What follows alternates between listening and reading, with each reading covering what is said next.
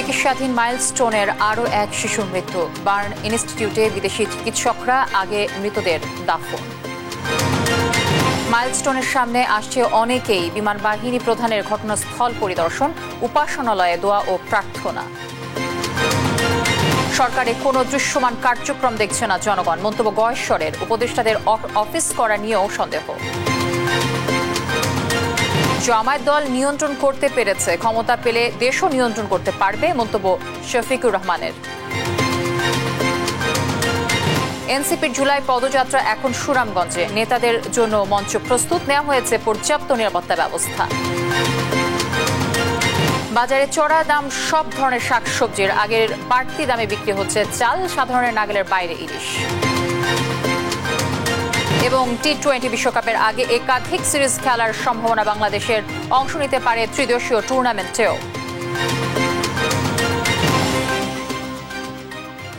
দর্শক, আমন্ত্রণ সংবাদ দুপুরে শুনছিলেন শিরোনামগুলো, সঙ্গে থাকছে আমি তানজিয়া জুথি। দর্শক, যেমনটি বলছিলাম যে চিকিৎসাধীন অবস্থায় মাইলস্টোনে আরও একজন শিশুর মৃত্যু হয়েছে। এই বিষয়ে আরও বিস্তারিত জানবো।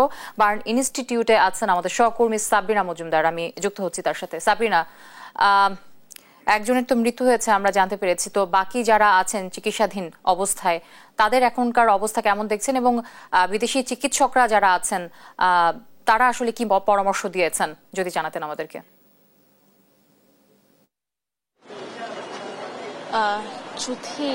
একটি ছোট্ট শিশু আইমান ও 9:32 আসলে আজকে সকালে আসলে তার মৃত্যু হয়েছে, এবং ইতোমধ্যে একটু আগেই কিন্তু তাকে আসলে উত্তরাতে বাদ জুমা তার জানাজা হওয়ার কথা রয়েছে। তাকে এই জন্যই একটু আগে তাকে নিয়ে যাওয়া হয়েছে, এবং পরবর্তীতে যখন স্বাস্থ্য অধিদপ্তরের মহাপরিচালক এবং বার্ন ইনস্টিটিউটের যে ভারপ্রাপ্ত পরিচালক যিনি আছেন তিনি আসলে সাংবাদিকদের সাথে কথা বলতে আসে, এবং সেখানে আসলে আমরা জানতে পারি যে শিশু আইমানকে নিয়ে আসলে তাকে যাওয়া হবে, এবং প্রথমে উত্তরাতে তার জানাজা হবে এবং পরবর্তীতে শরীয়তপুরে তার জানাজা হবে। এই প্রসঙ্গ মতে তখন এখানে শিশু আইমানের অবস্থা যদি আমি একটু আপনাকে জানাতে চাই, যে শিশু আইমানের কথা যখন আমরা জিজ্ঞেস করেছিলাম তখন আমাদেরকে সেখানের এই যে বার্ন ইনস্টিটিউটের ভারপ্রাপ্ত পরিচালক যিনি আছেন তিনি বলেছেন যে শিশু আইমান কিন্তু এই 4 দিন যাবৎ পুরোপুরি বলতে গেলে সুস্থ ছিল, অর্থাৎ কথা বলতে পারতো। কিন্তু এই যখন একজন মানুষের শরীর দগ্ধ হয়ে যায়, পুড়ে যায়, তখন আসলে এই জিনিসটা, এই দগ্ধ শরীরে আসলে কোনো ধরনের কোনো বলা যায় না যে কখন আসলে ক্রিটিক্যাল সিচুয়েশন হয়ে যায়। তো শিশু আইমানের ক্ষেত্রেও এবং সেটি হয়েছিল যে প্রথমে সে একটু হলে কথা বলছে, তার যে স্বজন না তারাও চিকিৎসককে বলেছিল যে তারা সেই শিশু আইমান যেহেতু কথা বলছেন তার অবস্থার উন্নতি হলো না কেন। এবং পরবর্তীতে এই যে ভারপ্রাপ্ত পরিচালক আমাদেরকে বললেন যে এইটি যেহেতু বলা যায় না, সেহেতু পরবর্তীতে আসলে সকালবেলায় তার অবস্থা আশঙ্কাজনক হয়েছে এবং পরবর্তীতে সে মৃত্যুর কোলে আসলে ঢলে পড়ে। তো এর পরবর্তীতে আমরা সাংবাদিকরা জিজ্ঞেস করি যে এখনের পরিস্থিতি আসলে কি। তারা যদি বলেছেন যে এখন ইতোমধ্যে কিন্তু চীনের যে একটি দল এবং সিঙ্গাপুরের যে একটি দল তারা এসে পড়েছে, এবং বৈঠকে তারা বলেছেন যে যদি কোনো রোগীর আসলে বাইরে যাওয়ার আসলে প্রয়োজন পড়ে তারা অবশ্যই সিঙ্গাপুরের টিম অথবা চীনের টিম তাদেরকে বাইরে নিয়ে যাবে, বাইরে চিকিৎসা দিবে যদি তাদের পরিবারের মতামত থাকে। এবং এরও সাথে যদি বলতে চাই যে 15 জন ইতোমধ্যে আসলে রিলিজ দেওয়ার মতো তারা বলেছেন যে কালকে থেকেই আসলে এই 15 জনকে রিলিজ দেওয়ার মতো, এবং তাদের থেকে কালকে থেকে আসলে রিলিজ দেওয়া শুরু হবে এই 15 জনকে। এবং তবে ইতোমধ্যে এখানে 3 জন অভিভাবক এবং 2 জন শিক্ষার্থী কিন্তু এখন পর্যন্ত তাদের পরিচয় আসলে জানা যায়নি। তো এখন পর্যন্ত এই ছিল সর্বশেষ খবর বার্ন ইনস্টিটিউট থেকে। জুথি, জাতীয় বার্ন ইনস্টিটিউট থেকে যুক্ত ছিলেন আমাদের সহকর্মী সাবরিনা মজুমদার। রাজধানীর উত্তরার মাইলস্টোনে বিমান বিধ্বস্তের ঘটনায় মারা গেল আরও এক শিশু। 10 বছর বয়সী শিশু আয়মান আজ সকাল 9:30টার কাছাকাছি সময়ে মৃত্যুবরণ করে। শিশু আয়মানের মৃত্যুতে বার্ন ইনস্টিটিউটে মৃত্যুর সংখ্যা বেড়ে দাঁড়ালো 14তে। বার্ন ইনস্টিটিউটের পরিচালক জানালেন অন্তত 15 জনকে আগামীকাল থেকে রিলিজ দেওয়ার প্রক্রিয়া শুরু হবে। সাবরিনা মজুমদার রিপোর্ট জানাচ্ছেন মাকদুরা মিতি। দগ্ধ শরীর নিয়েই দাদাবাড়ি যাচ্ছে ছোট্ট শিশু আইমান। কে জানতো এটি হবে তার শেষ যাত্রা। 10 বছর বয়সী শিশুটি যুদ্ধবিমান বিধ্বস্তের মর্মান্তিক দুর্ঘটনায় শরীরের 45% দগ্ধ হয়ে যায়। শুক্রবার সকাল 9:30টার কাছাকাছি সময়ে মৃত্যুবরণ করে এই ছোট্ট শিশুটি। বার্ন ইনস্টিটিউটের পরিচালক জানান, গতরাত থেকে হঠাৎ তার শারীরিক পরিস্থিতির অবনতি হতে থাকে। আমরা শিফট করে ওটাকে ক্রিটিক্যাল ক্যাটাগরিতে নিয়ে এবং সাথে সাথে ভোর 5:45টার দিকে ওকে আমরা ইন্টিউবেশনে দিই। এরপরে সকাল 9:15টার সময় আসলে ওর মৃত্যুটা আমরা নিশ্চিত করতে পারি।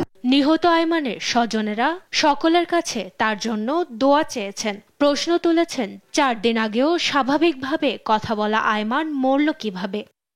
সকালে হাসপাতালে আসেন স্বাস্থ্যসেবার মহাপরিচালক ও সচিব। চিকিৎসার ব্যাপারে খোঁজখবর নিয়ে সাংবাদিকদের সঙ্গে কথা বলেন তারা। জানান, সিঙ্গাপুর ও চীনের চিকিৎসক দল কাজ করছেন বাংলাদেশের চিকিৎসকদের সঙ্গে। বললেন সিঙ্গাপুরের টিমটা অনেকদিন থেকে এখানে কাজ করে এবং এই ইনস্টিটিউটের সাথে তাদের একটা অ্যাকচুয়ালি চুক্তিবদ্ধ করা আছে। তারা অনেকবার এসেছেন এবং তারা কাজ করতে স্বাচ্ছন্দ্য বোধ করেন। এখন চীনের যে টিমটা আছে তারাও আগ্রহী আছে, তাদের সাথে এই বিষয়টা অ্যাকচুয়ালি উপস্থাপন করা হয়েছে। বিদেশে পাঠিয়ে উন্নত চিকিৎসা দেওয়ার বিষয়ে প্রশ্ন করলে বার্ন ইনস্টিটিউটের পরিচালক জানান, বিদেশ থেকে আসা চিকিৎসকরাও এমন পরামর্শ দেননি। আমরা একটা রোগীকে দেশের বাইরে নিব কিনা বা যে হসপিটালে যাবে তাদের মতামতটা কিন্তু অত্যন্ত গুরুত্বপূর্ণ। তারা নিয়ে এই রোগীটাকে ভালো করতে পারবেন কিনা সেই মতামতের ভিত্তিতেই কিন্তু করা হয়। বলেন, অনেকের অবস্থায় উন্নতির দিকে। আগামীকাল থেকে অন্তত 15 জনকে রিলিজ দেওয়ার প্রক্রিয়া শুরু করবেন তারা। মাকদুরা মিতি, দেশ টিভি, ঢাকা। একটি স্বপ্নভঙ্গের ট্র্যাজেডি যেন নামিয়ে এনেছে অকাল মৃত্যু আর শোকের ছায়া। উত্তরা দিয়াবাড়ির বিমান দুর্ঘটনায় প্রাণ হারানো শিশু রাইসা ও মাহিয়া এবং অভিভাবক লামিয়া আর আফসানার দাফন সম্পন্ন হয়েছে কান্না আর শোকাবহ পরিবেশে। মাইলস্টোন স্কুল অ্যান্ড কলেজের ছাত্রছাত্রী ও অভিভাবকদের প্রাণহানিতে শোকস্তব্ধ দেশজুড়ে মানুষ। বিস্তারিত মাহবুব তামিমের রিপোর্টে। শুক্রবার সকালে ফরিদপুরের আলফাডাঙ্গার বজরা ঈদগাহ ময়দানে জানাজা শেষে দাফন করা হয় মাইলস্টোন স্কুল অ্যান্ড কলেজের 3য় শ্রেণীর শিক্ষার্থী রাইসা মনিকে। মাত্র 11 বছরের সন্তানকে হারানোর বেদনায় ভেঙে পড়েছেন তার বাবা মা, পাশাপাশি কান্নায় ভেঙে পড়েছে পুরো গ্রাম। তার লাশ পৌঁছানোর পর থেকেই এলাকার যে জনগণ, শোকাহত জনগণ, তারা সারিবদ্ধভাবে তার শেষ মুখটা দর্শনের জন্য হুমড়ি খেয়ে পড়ছে।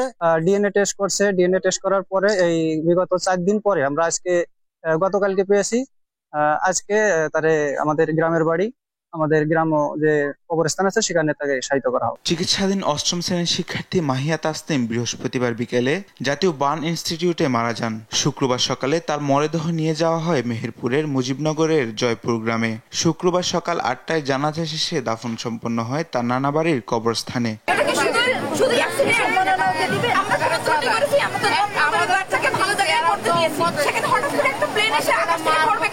সবসময় যেন খোলামেলা আনন্দ উৎফুল্ল থাকার মতো থাকতাম, কিন্তু সেই আনন্দটুকু আজ হারিয়ে গেল। এদিকে সন্তানকে আনতে গিয়ে বিমান দুর্ঘটনায় নিখোঁজ হওয়া আফসানা প্রিয়ার মরদেহ ডিএনএ পরীক্ষার মাধ্যমে শনাক্ত হয়। বৃহস্পতিবার বিকেলে তার মরদেহ পৌঁছায় গাজীপুরের কালিয়াকৈর উপজেলার মেদির আশুলাই গ্রামে এবং রাত 3টায় তাকে দাফন করা হয়।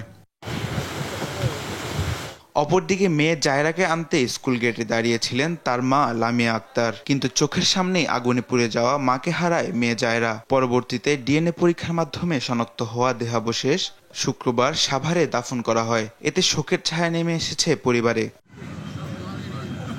এই দুর্ঘটনা বদলে দিয়েছে পরিবারের জীবন। জানাজার কবরের নীরবতা যেন বলছে, এই মৃত্যু শুধু দুর্ঘটনা নয়, এটি দায়িত্বহীনতারও প্রতীক। মাহবুব তামিম, নিউজ ডেস্ক, দেশ টিভি। দর্শক, রাজধানীর উত্তরার মাইলস্টোন কলেজে এই মুহূর্তে আসলে কি রকম পরিস্থিতি, সেই পরিস্থিতি আপনাদের জানাবার চেষ্টা করব। সেখানে আমাদের সহকর্মী তাইফুর রহমান তুহিন আছে। তুহিন, আমি যেমনটি বলছিলাম যে আজকে বেশ উৎসুক জনতার ভিড় লক্ষ্য করা গেছে। এখনকার আসলে সেখানকার চিত্র কেমন, যদি আমাদের দর্শকের সামনে তুলে ধরতেন। জ্যোতি, আপনাকে ধন্যবাদ। আমরা বিগত নিউজগুলোতে যেভাবে যা দেখাচ্ছিলাম যে আসলে এই মাইলস্টোন স্কুল অ্যান্ড কলেজের সামনে আজকে কিন্তু সকাল থেকে আমরা দেখছি যে আসলে উৎসুক যে জনতা তার ভিড় লক্ষ্য করেছি। ঠিক নামাজের পরপরই আমরা দেখছি যে আসলে এখানে অধিক সংখ্যক উৎসুক জনতা কিন্তু ভিড় করেছে। তবে যে বিষয়টি হয়েছে সকাল থেকে যখন উৎসুক মানুষ তখন এখানে ভিড় করে, তারপরে কিন্তু এক পর্যায়ে গেটকে খুলে দেওয়া হয়, অর্থাৎ স্কুলের গেট খুলে দিয়ে দুর্ঘটনা কবলিত স্থানটি পরিদর্শন করার জন্য সুযোগ দেওয়া হয়েছিল। তারপরে কিন্তু নামাজের পরে বন্ধ করে দেওয়া হয় গেট, যে কারণে কিন্তু আমরা দেখছি যে এখানে অনেক দূর দূরান্ত থেকে অনেকেই এসছেন। আমরা দেখেছি যে সন্তানদেরকে নিয়ে আসছেন, কেউ আবার অনেক স্বজনকেও, অর্থাৎ যারা এখানে যাদের বাচ্চা এখানে পড়াশোনা করেন তারাও কিন্তু আজকে অনেকেই এসছেন। সেই সাথে আমরা দেখছি যে এখানে যারা শিক্ষার্থী তাদের মধ্যেও কেউ কেউ আসছেন, এসে এখানে আসলে এখানে দাঁড়িয়ে তারা কিন্তু আসলে তাদের যে শোক সেটি প্রকাশ করছেন।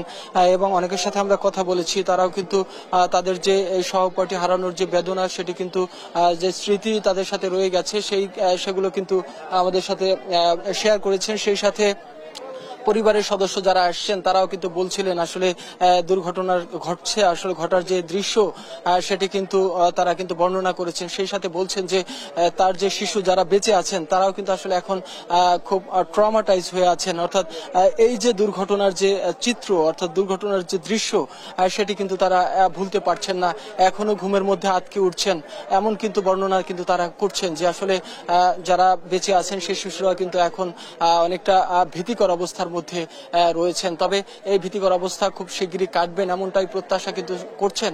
সেই সাথে যারা এখানে এসছেন তারা কিন্তু বারবারই বলার চেষ্টা করেছেন যে আসলে এরকম দুর্ঘটনা যাতে আর ভবিষ্যতে কোনোভাবে কাউরি কাম্য নয়, এবং এই বিষয়গুলোতে যাতে যথাযথ কর্তৃপক্ষ এই বিষয়গুলো নজরে আনেন এবং ভবিষ্যতে এরকম দুর্ঘটনা থেকে যাতে সবাই রক্ষা পান সেই বিষয়গুলো কিন্তু জোর দিয়েছেন যারা এখানে দর্শনার্থী যারা এখানে এসছেন তারা। তবে পরিবারের পাশে, অর্থাৎ নিহত এবং ক্ষতিগ্রস্ত পরিবারের পাশে দাঁড়ানোরও কিন্তু কথা বলছেন অনেক দর্শনার্থী এবং এখানে যারা উৎসুক জনতা তারা। তো এখন পর্যন্ত আমরা দেখছি যে আসলে দর্শনার্থীর ভিড় কিন্তু আস্তে আস্তে করে বাড়ছে। তো এই ছিল মাইলস্টোন স্কুল অ্যান্ড কলেজের সামনে থেকে আমার কাছে সর্বশেষ Juthi. Uttara milestone school and কলেজের সামনে থেকে যুক্ত ছিলেন আমাদের সহকর্মী তাইফুর রহমান তুহিন। রাজধানীর উত্তরার দিয়াবাড়িতে বিমান দুর্ঘটনার 5 দিন হলেও এখনও উৎসুক জনতা ভিড় জমাচ্ছেন মাইলস্টোন প্রতিষ্ঠানটির প্রধান ফটকের সামনে। ঢাকার ভেতরের বিভিন্ন এলাকা ছাড়াও দূর দূরান্তের বিভিন্ন জেলা থেকে ক্যাম্পাসের প্রধান গেটে এসে জড়ো হচ্ছেন সাধারণ মানুষ। মর্মান্তিক ঘটনার সাক্ষী হয়ে যে ধ্বংসাবশেষ হয়েছে সেটাও নিজ চোখে দেখতে চান তারা। এদিকে নিহত পরিবারের সমবেদনা সহ কবর জিয়ারত করেছেন বিমান বাহিনী প্রধান। রাজধানীর উত্তরার দিয়াবাড়িতে মাইলস্টোন স্কুল অ্যান্ড কলেজে বিমান বিধ্বস্তের ঘটনাস্থল দেখতে শুক্রবার সকাল থেকে স্কুলের সামনে ভিড় জমান দেশের বিভিন্ন স্থান থেকে আগত দর্শনার্থীরা। 5 দিন পরেও ঘটনাস্থল এক পলক দেখার জন্য আসা উৎসুক জনতা স্কুলের ভেতরে প্রবেশ করেন। ঘটনাস্থলে স্বজন ও সহপাঠীরা আসলেও নিখোঁজ সন্ধানে আসা কাউকে দেখা যায়নি। ঘটনাস্থল দেখে অনেক দর্শনার্থী আবেগী হয়ে পড়েন। একটু সময় পাইলাম যে না, আমরা তো কিছু দেওয়ার মতো নাই, ওই জায়গাটা একটু পাড়া দিয়ে দেখতে আসি যে জায়গাটার হাল হকিকত। যেই ধরনের দুর্ঘটনা হচ্ছে ইতিহাসে মনে হয় আর এর ইতিহাসে আর কোনোদিন আমার জীবন আমি শুনি নাই। বাচ্চাগুলোর কষ্টে মানে আসতে পারতেছি না, ওদের হেল্প করতে ধরতে পারতেছি না, ওদের কষ্ট এটাতেই আমরা এই জন্য ভুলতে পারতেছি না। 2 রাত আমি ঘুমাইতে পারিনি। এদিকে শুক্রবার সকালে মাইলস্টোন স্কুল অ্যান্ড কলেজের শিক্ষার্থী উমায়ুনুর আশফিক, বোরহানুদ্দিন বাপ্পি ও মাহিদ হাসান আরিয়ানের সমাধিতে শ্রদ্ধা নিবেদন করেছেন বাংলাদেশ বিমান বাহিনী প্রধান air chief marshal Hasan Mahmud Khan. পরে রাজবাড়ী পুকুরপাড়া এলাকায় আরও এক পরিবারের কাছে ছুটে যান বিমান বাহিনী প্রধান। এ সময় বিমান বাহিনী প্রধান ও তার সহধর্মিণী বাফুয়া সভানেত্রী সালেহা খান নিহত 3 শিশুর পরিবারকে সান্ত্বনা দেওয়ার জন্য তাদের বাসায় যান। বিমান বাহিনী যে কোনো প্রয়োজনে নিহত আহতদের পরিবারের পাশে থাকার প্রতিশ্রুতি দেন। মাহবুব তামিম, দেশ টিভি, ঢাকা। বাংলাদেশে যে একটি সরকার আছে তার দৃশ্যমান কোনো কাজ দেখছে না জনগণ, আর উপদেষ্টারা ঠিকমতো অফিস করছে কিনা সে ব্যাপারেও সন্দেহ প্রকাশ করেন বিএনপি স্থায়ী কমিটির সদস্য গয়েশ্বর চন্দ্র রায়। সকালে রাজধানীর উত্তরায় মাইলস্টোনের বিমান দুর্ঘটনায় নিহত 3য় শ্রেণীর শিক্ষার্থী নুসরাত জাহান আনিকার পরিবারকে সহমর্মিতা জানাতে এসে এসব কথা বলেন তিনি। এ সময় মাইলস্টোনের দুর্ঘটনায় বিমান বাহিনীর কাছ থেকে এখন পর্যন্ত কোনো বক্তব্য পাওয়া যায়নি মন্তব্য করে বলেন, প্রশিক্ষণ বিমানটি কেন জনবহুল এলাকা দিয়ে উড়ানো হলো, আর সেই সাথে মাইলস্টোন কলেজের কর্তৃপক্ষ কেন কোচিং করালো সেই প্রশ্ন রেখে স্কুল কর্তৃপক্ষের গাফলতি যাচাই করে বিচারের দাবি জানান। সরকারের মধ্যে সমন্বয়হীনতা আছে, অভিজ্ঞতারও ঘাটতি আছে, এবং সরকার যদি সত্যিকার অর্থে ছাড় করতো সরকার পরিচালনার ক্ষেত্রে, তাহলে অনেক বিতর্কের জন্ম দিত না। এবং এটা যে সরকার চলছে এটা কিন্তু দৃশ্যমান কেউ উপলব্ধি করে না, এবং যেই দায়িত্ব আছে নিচ থেকে উপর পর্যন্ত সরকারের উপদেষ্টার বাইরেও তারও অফিস আদালত সঠিকভাবে করে কিনা এ ব্যাপারে সন্দেহ আছে। জামায়াত ইসলামী দল নিয়ন্ত্রণ করতে পেরেছে, ক্ষমতা পেলে দেশও নিয়ন্ত্রণ করতে পারবে বলে মন্তব্য করেছেন বাংলাদেশ জামায়াত ইসলামীর আমির ডাক্তার শফিকুর রহমান। শুক্রবার দুপুরে রাজধানীর চীন মৈত্রী সম্মেলন কেন্দ্র জামায়াতের রুকুন সম্মেলনে যোগ দিয়ে কথা বলেন তিনি। গত 15.5 বছরে দেশ বিচারের নামে প্রহসন দেখেছে বলেও অভিযোগ করেন ডাক্তার শফিকুর রহমান। এ সময় ইনসাফ ভিত্তিক সমাজ বিনির্মাণে সবার সহযোগিতা চান তিনি। বলেন, জামায়াতের রাজনীতি হবে মানুষ ও মানবতার কল্যাণে। গত 54 বছরে বাংলাদেশের একজন নাগরিকের প্রতিও অবিচার করেনি জামায়াত, দাবি করেন জামায়াতের এ আমির। আমরা আশা করি এই দলের হাতে আল্লাহ যদি দেশ পরিচালনার দায়িত্ব দেন, এখন আমরা দল নিয়ন্ত্রণ করেছি, আমরা ইনশাআল্লাহ দেশও নিয়ন্ত্রণ করতে পারব। আমরা যখন নিজেরা ঘুষ খাবো না, যখন চাঁদা দাবি করব না, যখন আমরা দখলদারিতে যাব না, তখন আশা করি বাকি সকলে বার্তা পেয়ে যাবেন এবং সকলের কান খাড়া হয়ে যাবে।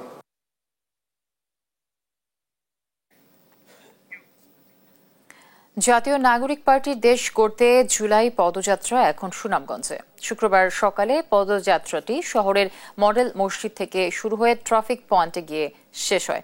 পরে সেখানে হয় সংক্ষিপ্ত সমাবেশ। বক্তব্য রাখেন কেন্দ্রীয় ও জেলা নেতারা। পরে জুমার নামাজ আদায় করেন তারা। উপস্থিতি ছিলেন এনসিপি আহ্বায়ক নাহিদ ইসলাম, মুখ্য সংগঠক সার্জিস আলম সহ কেন্দ্রীয় নেতারা। আমরা আশা করতেছি 15 থেকে 20 হাজার মতো মানুষ হবে। সবাই স্বতঃস্ফূর্তভাবে এই পদযাত্রায় অংশগ্রহণ করতেছে।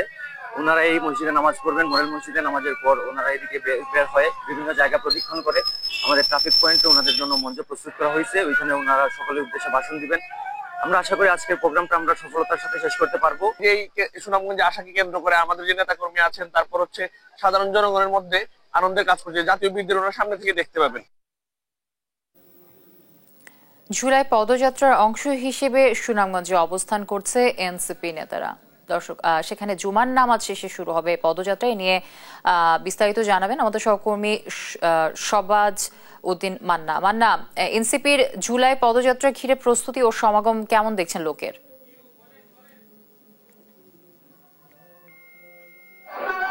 সুনামগঞ্জের ট্রাফিক পয়েন্টে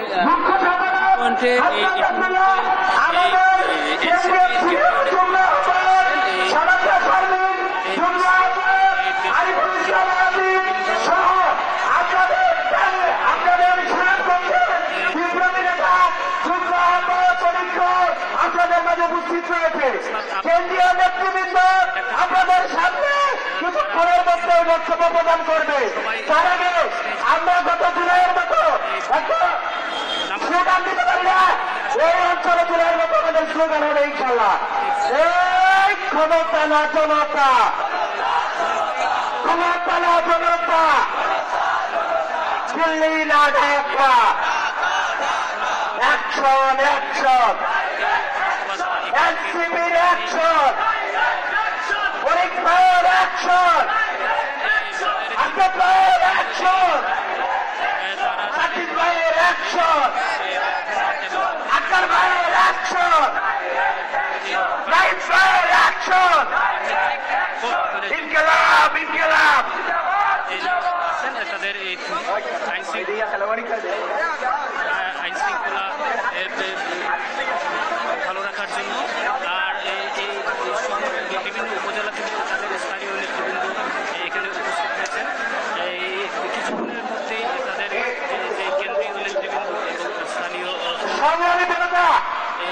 ইসলামগঞ্জবাসী, আপনাদের সন্তান, আপনাদের এই অভ্যুত্থানের অন্যতম অধিনায়ক, আপনাদের মাঠে মানুষের নেতা অনিক্ষয় আজকের এই অনুষ্ঠান উপস্থাপনা করবেন। অনিক্ষয় বাইকের লোক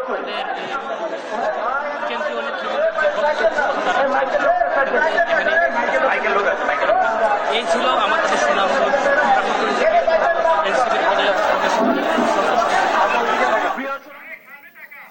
সুনামগঞ্জ থেকে যুক্ত হয়েছিলেন শবাজ উদ্দিন মান্না।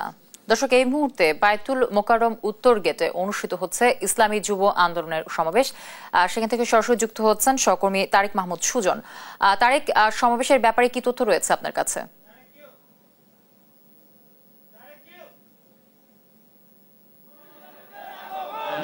গণহত্যার বিচার এবং 4 দফা দাবিতে আজকে ইসলামী আন্দোলন বাংলাদেশের যে ইসলামী যুব আন্দোলন বাংলাদেশের আজকে এই সময় আমরা দেখছি বায়তুল মোকাররমের উত্তর গেটে কিন্তু তাদের নবম প্রতিষ্ঠা বার্ষিকী জমায়েত এবং সমাবেশ হচ্ছে এবং এই জায়গাটিতে কিন্তু বক্তব্য রাখবেন ইসলামী আন্দোলন বাংলাদেশের আমির মুফতি সৈয়দ মোহাম্মদ রেজাউল করিম। তাদের যে 4 দফা জুলাই চেতনার বাস্তবায়ন, গণহত্যার বিচার, শহীদ পরিবারের পুনর্বাসন এবং বৈষম্যহীন ইনসাফ ভিত্তিক কল্যাণ রাষ্ট্র প্রতিষ্ঠা দাবি। একই সঙ্গে আমরা দেখছি বক্তারা কিন্তু পিআর ভিত্তিক নির্বাচনের দাবিও জানান। তারা যেমনটি বলছেন যে তাদের প্রত্যেকটি ভোট যাতে গণনার আওতায় আসে এবং সেই অনুযায়ী যেন তারা রাষ্ট্রের একটি যে গুরুত্বপূর্ণ সিদ্ধান্ত সেখানে তারা তাদের অবস্থান তৈরি করে নিতে পারে। আমরা দেখছি এই জায়গাটিতে আজকে 2টার পরপরই এই সমাবেশ শুরু হয় এবং কিছুক্ষণ পরে কিন্তু ইসলামী আন্দোলন বাংলাদেশের আমির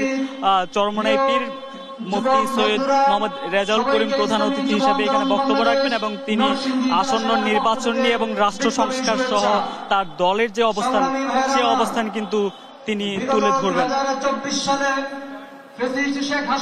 এবং এখানে বক্তারা যেমনটি বলছেন যে জুলাই গণঅভ্যুত্থানের পর এত মাস পার হয়ে যাওয়ার পরও কিন্তু সেই গণহত্যার বিচারের কোনো অগ্রগতি নাই। একই সঙ্গে রাষ্ট্র সংস্কার সহ শহীদ পরিবারের পুনর্বাসনে এখন পর্যন্ত সরকারের সেই অগ্রগতি বা সেই তৎপরতাকে তারা দেখছে না, সে নিয়েও কিন্তু তারা এখানে ক্ষোভ জানাচ্ছেন। একই সঙ্গে বক্তারা যেমনটি বলছেন যে জুলাই গণঅভ্যুত্থানের পর যে বাংলাদেশের স্বপ্ন মানুষ দেখেছে, সে বাংলাদেশের স্বপ্ন সেভাবে প্রতিষ্ঠা হয়নি। এখনো বিভিন্ন দলের আশ্রয়ে চাঁদাবাজি হতে শুরু করে অন্যান্য যেই অপকর্ম যেগুলো আসলে দেশের মানুষ চায় না সেগুলো হচ্ছে এবং সরকারকে সেগুলো প্রতিহত করার জন্য কিন্তু তারা আহ্বান জানিয়েছেন।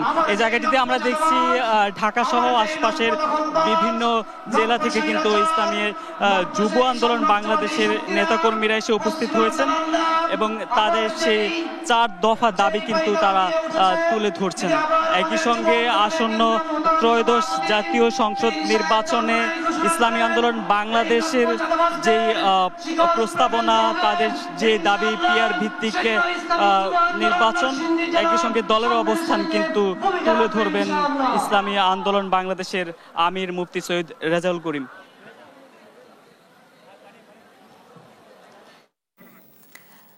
দর্শক, বায়তুল মোকাররমের উত্তর গেট থেকে যুক্ত হয়েছিলেন আমাদের সহকর্মী তারেক মাহমুদ সুজন। মাইলস্টোনে বিমান বিধ্বস্তের ঘটনায় নিহতদের ব্যাপারে দুর্ঘটনার পর থেকে সার্বক্ষণিক খোঁজখবর নিচ্ছেন তারেক রহমান, এমনটি জানিয়েছেন বিএনপির সিনিয়র যুগ্ম মহাসচিব অ্যাডভোকেট রুহুল কবির রিজভী। শুক্রবার দুপুরে বিএনপির ভারপ্রাপ্ত চেয়ারম্যান তারেক রহমানের পক্ষ থেকে মাইলস্টোন স্কুলের একই পরিবারের নিহত ভাই বোন নাজিয়া ও নাফির পরিবারের সঙ্গে সাক্ষাৎ করে এ মন্তব্য করেন তিনি। এ সময় শহীদ নাজিয়া নাফির পিতা আশরাফুল আলম বিএনপির সিনিয়র যুগ্ম মহাসচিবকে কাছে পেয়ে আবেগ আপ্লুত হয়ে ওঠেন। তিনি রিজভী আহমেদের কাছে তার বাচ্চাদের কবরের ওপরে 2 বছর পরে যাতে অন্য কারো কবর না দেওয়া হয় সে বিষয়ে দাবি জানান। আমাদের দলের ভাই সবাইকে আমি এটা জানাবো যাতে স্থায়ীভাবে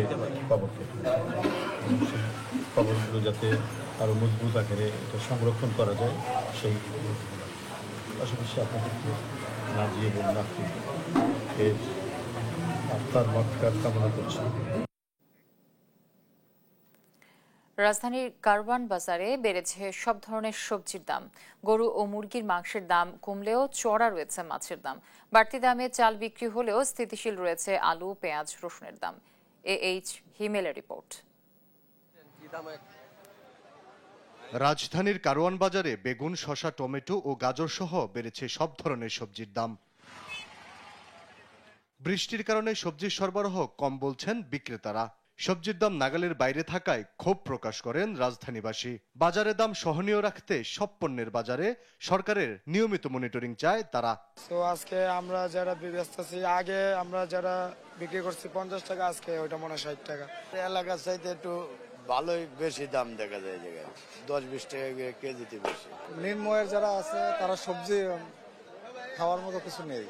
একটা লাউ 70 টাকা পিস, যেটা হওয়ার দরকার ছিল 30-40 টাকা। পেঁপে যেটা 10-20 টাকা কেজি হওয়ার দরকার, সেটা হচ্ছে 60 টাকা 70 টাকা কেজি। এটা বেশি না। চাষের মাছের দাম কম বাড়লেও নদীর মাছ বিক্রি হচ্ছে চড়া দামে। এর জন্য দাম বাড়ায়, আবার আমি বলো যে নাই পাইকারিরা দাম রাখে বেশি। এর জন্য এই যে এখন সরকার প্রতি আহ্বান, আপনার পণ্যটা যে কেন বেশি, এটা তার যেখান থেকে পণ্যটা আসে সেইখানে আগে ভিজিট করতে হবে। এদিকে দাম কমেছে গরু ও মুরগির মাংসের। পেঁয়াজ, আলু, রসুন ও আদার দাম রয়েছে স্থিতিশীল। চাল বেশি দামে বিক্রি হলেও নিয়ন্ত্রণে রয়েছে ডিম ও অন্যান্য পণ্যের দাম। আলী আক্কাস, আকাশ, দেশ টিভি, ঢাকা। রাজধানীর মিটফোর্ড রজনী বোস লেনের ব্যবসায়ী সোহাগ হত্যা মামলায় আসামি টিটুকে গ্রেফতার ও এজাহারভুক্ত 4 আসামি গ্রেফতারের দাবি জানান তার পরিবারের সদস্যরা। শুক্রবার জাতীয় প্রেস ক্লাবের সামনে মিটফোর্ডে ব্যবসায়ী সোহাগ হত্যা মামলা নিয়ে এক সংবাদ সম্মেলনে এ দাবি জানায় নিহত সোহাগের পরিবার। তাদের অভিযোগ, সোহাগ হত্যার 13 দিন পার হলেও আসামি টিটুকে এখনও গ্রেফতার করেনি পুলিশ। এছাড়া এজাহার থেকে বাদ দেয়া 4 আসামিকে অন্তর্ভুক্ত করা দাবিও জানান তারা। আসামি টিটুকে গ্রেফতার না করায় সোহাগের পরিবারের সবাই নিরাপত্তাহীনতায় ভুগছে বলেও জানায় পরিবারের সদস্যরা। আমার মামাকে যারা যারা মারছে প্রত্যেকের যেন ফাঁসি হয় এবং প্রত্যেকে যেন আপনার আইনের আওতায় আসে। 2 নাম্বার যে আসামি সারোয়ার হোসেন টিটু, ওনাকে অতি দ্রুত গ্রেফতার করা হোক, কারণ আমরা পরিবারের মানুষ অনেকটাই কিন্তু ভয় ভীতির ভিতরে আছি, সুরক্ষিত না। এজাহারে যে 4 জনের নাম যে বাদ দেওয়া হয়েছে, তাদেরকে এই এজাহারে যুক্ত করা হোক। আমাদের দাবি এই 2টা। বঙ্গোপসাগরে সৃষ্ট লঘুচাপটি শক্তিশালী হয়ে নিম্নচাপে পরিণত হয়েছে। এতে উত্তাল হয়ে উঠেছে নদ নদী। সমুদ্র বন্দরকে 3 নং এবং নৌ বন্দরকে 1 নং স্থানীয় সংকেত দেখিয়ে যেতে বলা হয়েছে। নিয়ে আরও জানাতে সরাসরি যুক্ত হচ্ছেন সহকর্মী ছোটন সাহা। ছোটন, নৌযান চলাচল নিয়ে কি বলছে কর্তৃপক্ষ?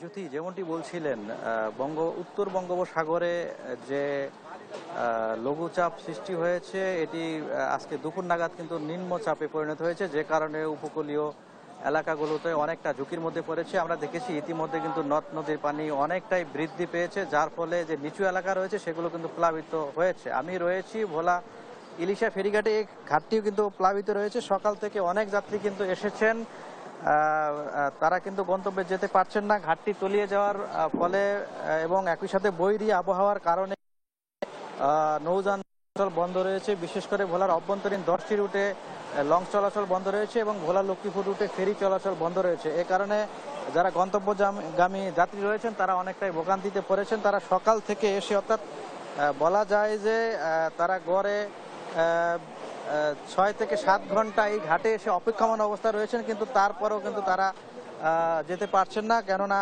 এই নৌযান বন্ধ রাখা হয়েছে BIWTA এর পক্ষ থেকে। BIWTA কর্তৃপক্ষ আমাদেরকে বলছিলেন যে পরবর্তী নির্দেশ না দেওয়া পর্যন্ত, অর্থাৎ আবহাওয়ার যে পরিস্থিতি সেটি স্বাভাবিক না হওয়া পর্যন্ত নৌযান চলাচল বন্ধ থাকবে, এমনটি বলা হয়েছে। এবং আমরা কথা বলেছি পানি উন্নয়ন বোর্ডে, তারা আমাদেরকে যেমনটি বলছিলেন, এখনো নদীতে সর্বোচ্চ জোয়ারটি আসেনি, 3টা নাগাদ সেই জোয়ার আসবে। তো সেক্ষেত্রে বলা যায় যে নদীর পানি যদি বিপদসীমা অতিক্রম করে, সেক্ষেত্রে উপকূলে যে সমস্ত নিচু এলাকা রয়েছে প্লাবিত হবে। যদিও আমরা কিছু কিছু এলাকায় খবর নিয়েছি এবং সেখানে দেখতে পেয়েছি যে নিচু এলাকাগুলো প্লাবিত হয়েছে, যে কারণে কিন্তু মানুষ পানিবন্দী অবস্থায় পড়েছেন, এমনটি আমরা জেনেছি। এবং একই সাথে যে উপকূলে যে সমস্ত বাঁধের বাইরা যে সমস্ত জনগোষ্ঠী রয়েছেন, তারা বলা যায় যে এই বৈরী আবহাওয়ার কারণে তারা অনেকটাই ঝুঁকির মধ্যে পড়েছেন। তো এ ছিল আমার কাছে বলাতে যে নৌযান চলাচল বন্ধ রয়েছে বৈরী আবহাওয়ার কারণে, তা নিয়ে সর্বশেষ তথ্য। জ্যোতি, ভোলা থেকে যুক্ত হয়েছিলেন আমাদের সহকর্মী ছোটন সাহা। দেখছেন সংবাদ দুপুর। টানা 2 দিনের থাইল্যান্ড কম্বোডিয়ার চলমান সংঘাতে প্রাণ হারিয়েছে মোট 15 জন। শুক্রবার সুরিন প্রদেশ থেকে কম্বোডিয়ার সীমান্তবর্তী এলাকায় ভারী ট্যাঙ্ক সহ আর্টিলারি ফায়ার করে থাইল্যান্ড। কম্বোডিয়াও পাল্টা রকেট হামলা চালিয়েছে।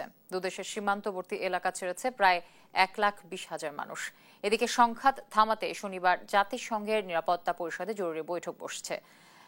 অবিলম্বে থাইল্যান্ড কম্বোডিয়ার সংঘাত বন্ধের আহ্বান জানিয়েছে যুক্তরাষ্ট্র। আরবি আফসার রিপোর্ট। টানা 2 দিন ধরে থাইল্যান্ড ও কম্বোডিয়ার সীমান্ত সংঘর্ষ রূপ নিয়েছে ভয়াবহ সংঘাতে। চলমান পাল্টাপাল্টি হামলায় শুক্রবার সুরিন প্রদেশ থেকে কম্বোডিয়ার সীমান্তবর্তী এলাকায় ভারী ট্যাঙ্ক সহ আর্টিলারি ফায়ার করে থাইল্যান্ড। একে কম্বোডিয়ার ছোড়া রকেট ও ভারী অস্ত্রের কৌশলগত জবাব বলে বিবৃতি দিয়েছে দেশটির সেনাবাহিনী। আবার কম্বোডিয়ার প্রিয়া ভিয়ের প্রদেশের সীমান্তবর্তী এলাকায় ড্রোন দিয়েও হামলার ফুটেজ সামনে এনেছে থাই সেনাবাহিনী। একাধিক সামরিক অস্ত্রের সংরক্ষণাগারে সফলভাবে হামলার দাবি করেছে তারা। দুপক্ষের পাল্টাপাল্টি হামলায় হতাহতের ঘটনার পাশাপাশি সীমান্তবর্তী এলাকা ছেড়েছে প্রায় 1,20,000 মানুষ। দুদেশের মধ্যে গেল 13 বছরে এটি সবচেয়ে ভয়াবহ সংঘর্ষের ঘটনা। সংঘাত থামাতে শনিবার জাতিসংঘের নিরাপত্তা পরিষদে জরুরি বৈঠক বসছে। এদিকে ব্যাংকক হামলার জন্য ভারী অস্ত্র ব্যবহার করছে বলে জানান কম্বোডিয়ার প্রতিরক্ষা বাহিনীর মুখপাত্র মালি সোচিতা। F-16 যুদ্ধ বিমানের পাশাপাশি ভারী অস্ত্র দিয়ে থাইল্যান্ড কম্বোডিয়ার 8টি জায়গায় আঘাত হেনেছে। তময়ান থম, তাকরায়েবের একাধিক মন্দির, নমত্রোয়াপের অনেক এলাকা, ভিল আন্ট্রি সহ অনেক বেসামরিক স্থান ব্যাপকভাবে ক্ষতিগ্রস্ত হয়েছে। সাহস নিয়ে কম্বোডিয়ার সেনাবাহিনী দেশ রক্ষায় দৃঢ় অবস্থানে রয়েছে। এমন পরিস্থিতিতে অবিলম্বে থাইল্যান্ড কম্বোডিয়া সংঘাত বন্ধের আহ্বান জানিয়েছে যুক্তরাষ্ট্র। থাইল্যান্ড কম্বোডিয়া সীমান্তে সহিংসতা বেড়ে যাওয়ায় আমরা গভীরভাবে উদ্বিগ্ন এবং বেসামরিক মানুষের ক্ষতিগ্রস্ত হওয়ার খবরে শোকাহত। অবিলম্বে সংঘর্ষ বন্ধ, বেসামরিক জনগণের সুরক্ষা ও সংকটের শান্তিপূর্ণ সমাধানের জন্য আমরা আহ্বান জানাচ্ছি। এদিকে যুক্তরাষ্ট্রের পাশাপাশি সংঘাত বন্ধের ডাক দিয়েছে জাতিসংঘে নিযুক্ত চীনা প্রতিনিধি। কম্বোডিয়া ও থাইল্যান্ড শুধু চীনেরই নয়, একে অপরের প্রতিবেশী। তারা আঞ্চলিক সংস্থা আসিয়ানেরও গুরুত্বপূর্ণ সদস্য। আমরা উভয় পক্ষের মধ্যে মধ্যস্থতা করছি এবং আশা করছি পরিস্থিতি যত তাড়াতাড়ি সম্ভব স্থিতিশীল হবে। এমন পরিস্থিতিতে সংঘাত নিরসনে দুদেশকে আহ্বান জানিয়েছে বিশ্বের নানা দেশ। আরবেদ আফসার, নিউজ ডেস্ক, দেশ টিভি। দেখছেন সংবাদ দুপুর।